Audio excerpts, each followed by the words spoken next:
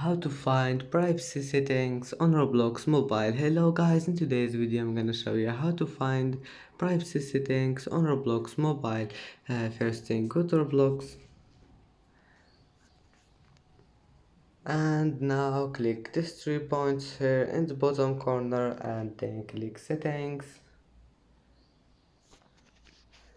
and then click this one, privacy,